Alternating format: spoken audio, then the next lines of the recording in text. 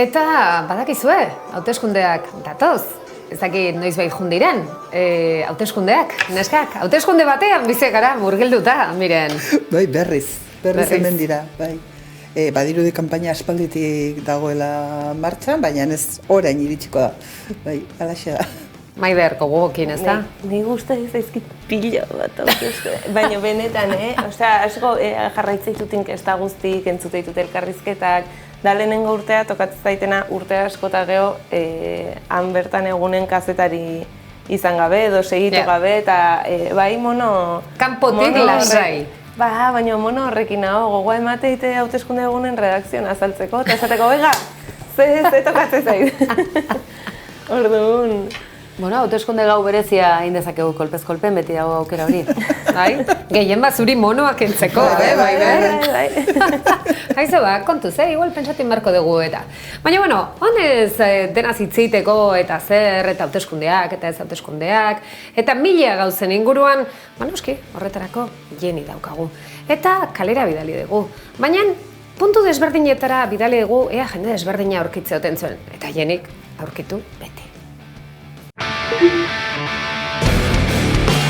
Laizter, udal eta foru hauteskundeak datoz. Horregaitzik jaitzi gara Donosti aldera, Donostiko auzo ezberdinetan jendeari galdetzeko, ea badakiten nortzuk aurkeztuko diren, edota nor bozkatuko ote duten. Laiztera hauteskundiek datoz eta alkatie, Donostiko alkatie, eta ahuldun nagusize aukeratu bier da.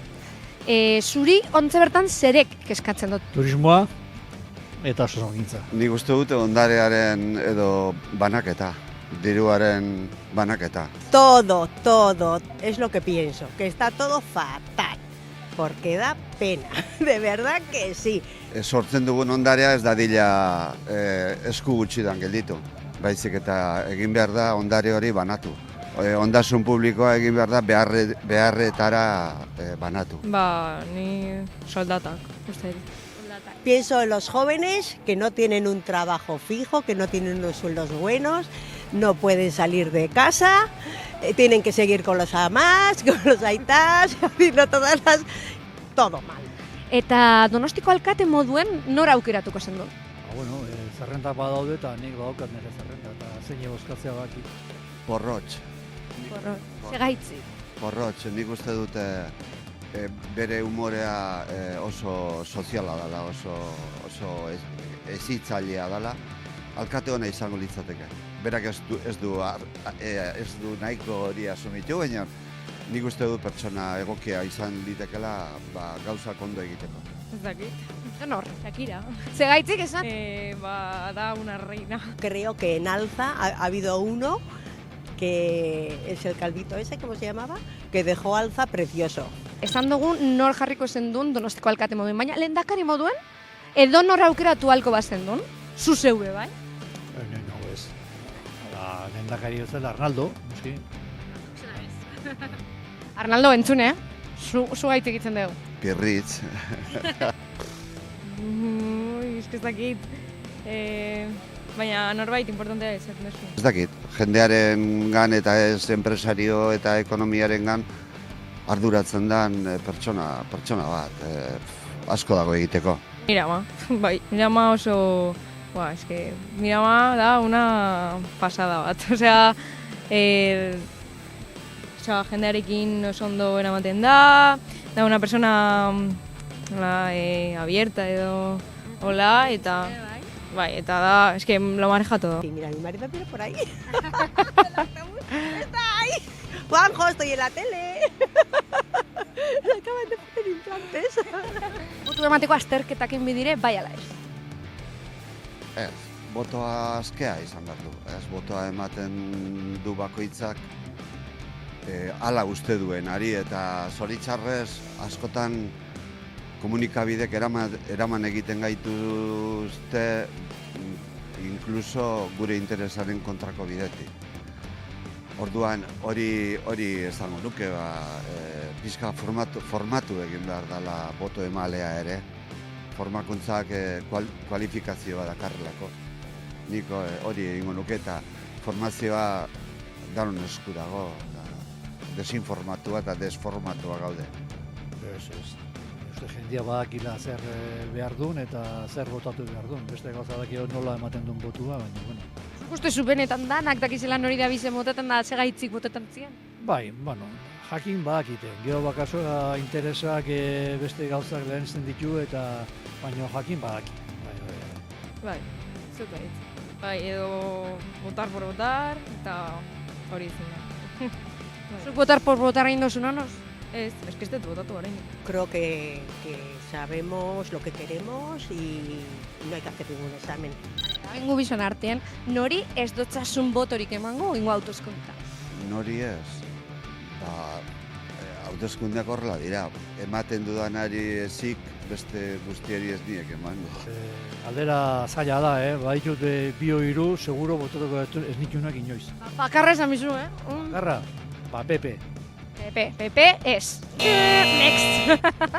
Bueno, ez dakit, orain hortxe dabil danon hauan boxen kontua. Ni horregaz bizeriagaz pentseot boxeri mongotxasola, hauteskundetan.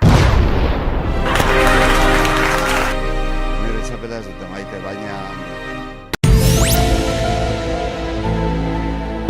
bueno, hori pixka bat eskubiko korronte gogor bada, minio eskubia da. Eta batzutan egiten dute beraiek sortu manipulatzen dute korronte radikalak sortzen dituzte, benetako botereak sortzen ditu korronte radikalak eskubia bera batzutan malgutzeko edo sinisgarriagoa egiteko. Box. Box ez man botako. Segaitzik, ez dakit. Buf. Zeren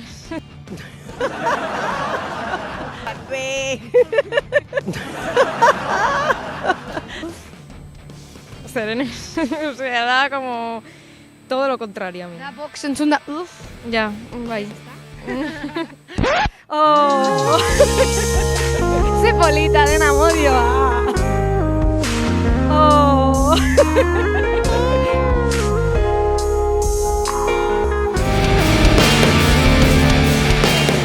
Politikaz hitz egiten ere, maitasuna garaie, beste behin. Ze polita, eta Jeni saiatu da horre, venga, elkartzeko! Ez zauden oso baietz! Baina, bueno, jende egia da, egian, akaso ez jakintasuna dago politikarien inguruan, zeintzuk dira hautagaiak, alderdi bakoitzekok, agian gehiago ezagutzen ditugu, ezakitu estatu mailakok edo lehenengo lerroko batzuk eta ez ditugu ezagutzen gure herritakoak, Maider? Bai, eta aste honetan Twitterren irakurri dieten gauzetako bat da, inkesta, atera berri den inkestan, alderdi bakoitzak ze boto eukiko duen baino, interesgarriago dela, olako boto intentzioak eta hautagaiei emate zaizkien nota, eta ze ezagutza dagoen hautagaiei buruz, datu horietan zentratzea ez. Bueno, gerora egin nahi baldin baduzu hausnarketa bat zure alderdiak zergatik atera dituen boto gehiago edo gutxiago, horrek aukera ematen dizulako ere ezakit bintzat norabide bat edo zehazteko, eta adibidez interesgarria da Gasteizen lehenengo 3 alderdietan EAJ, EH Bildun eta PSen 3 dira emakumeak, beraz aurre ikus daiteke Gasteizen emakume bat izango dela alkategai. EAJ-koa esate baterako Beatriz Artolazabal da, ez? Onerako edo txarrerako, Eusko Jaurlaritzako gizarte gaietako sailburu izandakoa orain arte, eta atera dute, urtaranek nolabait azkeneko urteetan lortu duen izen horrekin konpetitu ahal izateko. Ez dakigu askotan ere fama hori onerako edo txarrerako dan. Donostiko PSeko alkate gaia, egontzian primariak, ezakitu hain izena ez gogoratzen, nolan PSeko hautagaia. Emakume hori, nire etzaik ateratzen orain. Neon pentsatzen odonekin batera lehiatu zana. Marisol Garmendia. Odonari aurka edo aurkari aritu zaion ez da. Hori, eta odon sobera ezaguna da ez, Donostian, eta nik adiez pentsatzen un odonek irabaziko zula, nolabait badagolako EH Bilduk ere Juan Carlosen gana jodua atzera ez, ezagutzen dezun hori edo ezaguna den hori erresago iritsi daiteke herritarrengana eta kasu honetan alderantziz izan zen, ez? Nik uste ezagutza badela Iruñan ere, Joseba Asiron berriro EH Bilduren alkategai. Orduan uste ezagutza badala balio bat herritarrek kontuan hartzen dutena asko, kontua ezagutza hori zenbateraino dagoen baldintzatua motxila Horrek usi dugu ez da batek nola esatezan, zea kalbo txikitxo hori, kalbo txikitxo hori hortik ibilizana.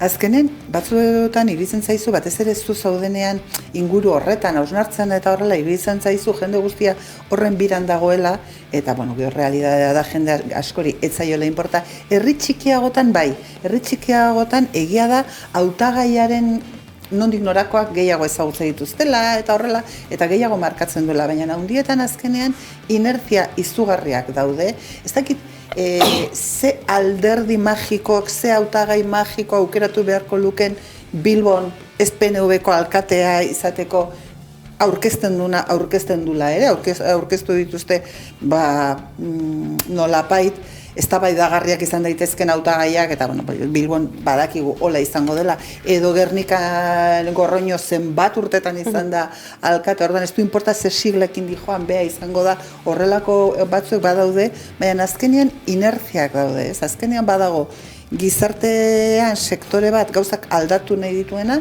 beste sektore bat esaten duena virgencita que me quede como estoy, eta orduan ez duna aldatu nahi eta gutxien aldatuko duen horren alde bozka emango duena, eta holako kontuak eragin gehiago dute, ez baldin bada momentu puntual batean sentimentu bat konektatzea lortzen duen zerrenda hautagaitza bat, ilusioa pizten duena eta horrela, baina bestela herri honetan inertziak agintzen dute, ez baldin bada herri txikietan elkar asko ezagutzen dute eta behar bada aldatu daiteke. Eta gero, beste gauza bat nabarmendu behar dana da, ze gutxi ezagutzen ditugun batzar nagusiak. Nafarroan, Nafar gobernua eta legebiltzarra hautatuko dute, baina beste 3 herrialdeetan batzar nagusiak hautatzen dira eta ze gutxi ezagutzen ditugun, ez? Ez da horretaz apenas hitz egiten eta bada, ez, aztertu beharrekoa, zatik bada gure herrialdeetako ezaugarri nagusietako bat, kanpotik gehien miresten dutenetako bat, ez? Eta, ez da ezagutzen. Nik aipatu nukena, Mirenenari horretatik tiraka, berez eskolan ikasi beharko genukela errenta aitorpena zer den, nola egiten den eta gure sosak ze ogasunetara dijoazen eta ze bide egiten duten, ezta? Horre, hainbeste hitz egiten da egunotan, kasualidadea edo ez, kanpaina hasteke den honetan, ikusi dugulako bapatean gaur goizen esate baterako entzun dut lurralde bus zerbitzuen garapena zein izango den, edota Bizkaian esate baterako autobide berri bat ordainpekoa izango dela metropolia ekidin eta Bizkaia azkarrago eta erosoago zeharkatzeko. Eta honela hainbat eta hainbat gauza, ez? Non bereizten den kanpaina kutsua daukaten gauzak eta zeintzuk diren kanpaina ekitaldi ofizialak. Uste dut benetako kanpaina ez dijoala ekitaldi horietan, ze bestela ikusiko duzu, hauteskunde tarte bereziak izango ditugula eta abar, baina kanpaina muinean beste joko zelai batzuetan dijoala. Eta Mirenek aipatu dizue, jendeak garbi ote du zer bozkatzen duen. Izan daiteke sigla, hautagaiak ezagutu ez, baina sigla bati emozioz, ohituraz, familia ohituraz, ala esan diotelako, bozka emango diola kolore bati, ala besteri, soberanista denari, edota unionista denari. Baina kasu honetan, alkateak, zinegotziak eta foru parlamentariak dira hautatuko direnak, eta akaso hori oraindik ere gehiago azaldu behar da, aukera bat izan daiteke, eskolan bertan jakitea bozka bakoitza ze hautatzeko dijoan, eta ze parlamentu klase dauzkagun, Euskal Herria oso aberatsa delako. Honekin bukatuko dut, baukagulako Gasteizko parlamentua eta bere organo exekutiboa Urkullurena, bai? Baina gero baditugu beste hainbat parlamentu, garrantzitsuena Iruñekoa.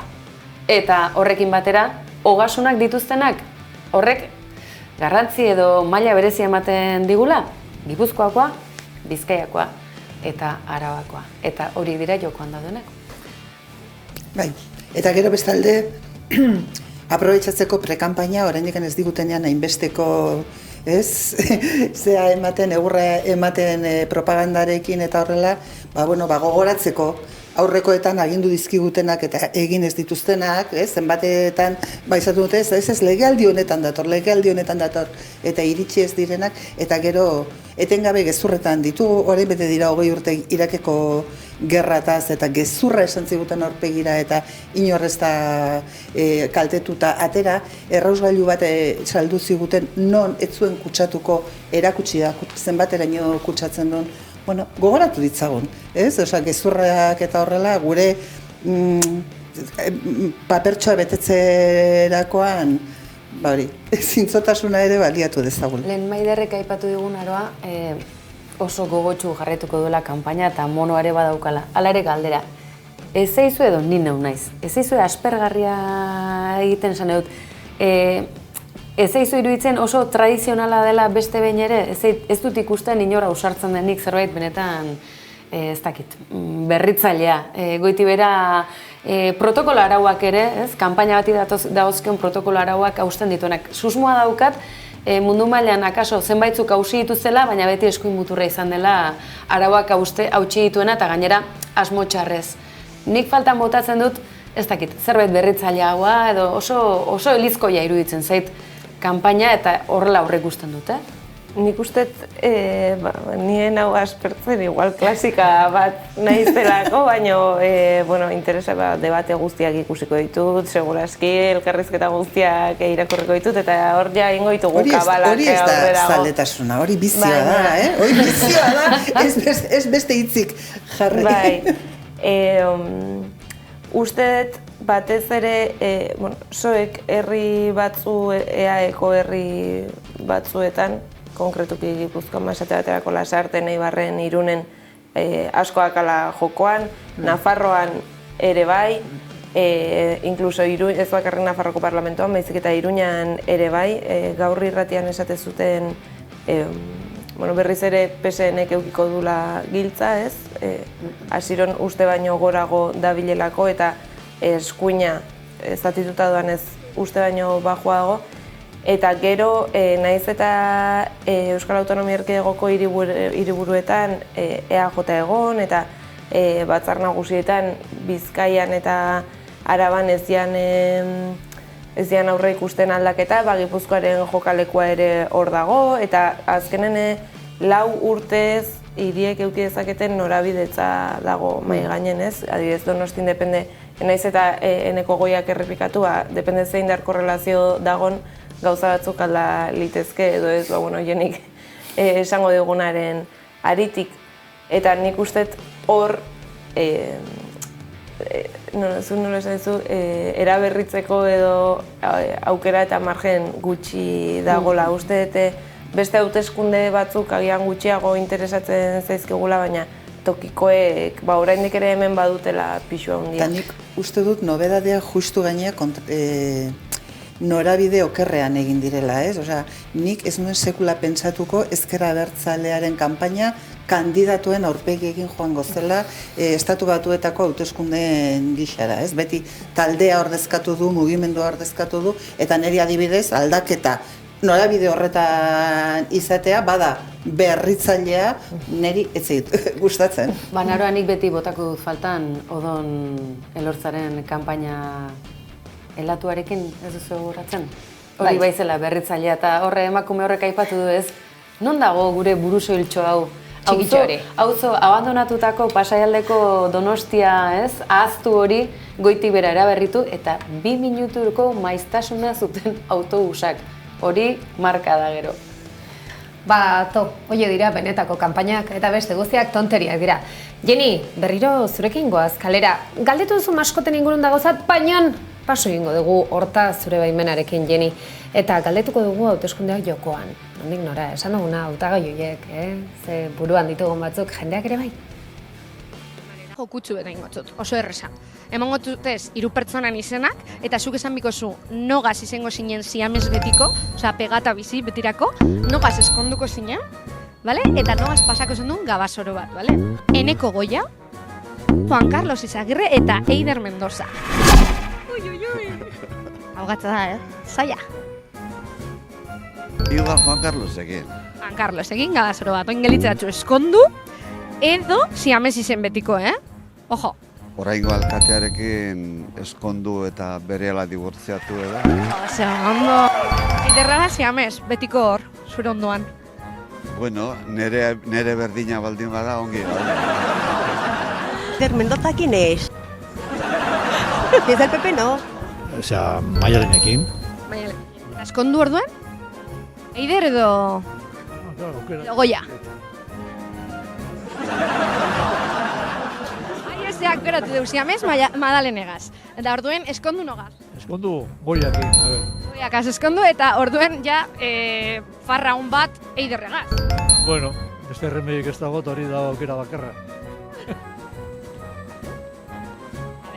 Hau da eneko Goia, hau da Madalen Iriarte, eta hau da Eider Mendoza. Honek hiruren artien, nogaz eskondu, nogaz gabasoro bat pasa, eta nogaz siamez izen betiko. Bale, Eider eskondu, Madalen siamez, eta eneko Goiarekin gabasoro bat pasa. Ui, ze polita, aukerak eta, bazkerrik asko. Zuri.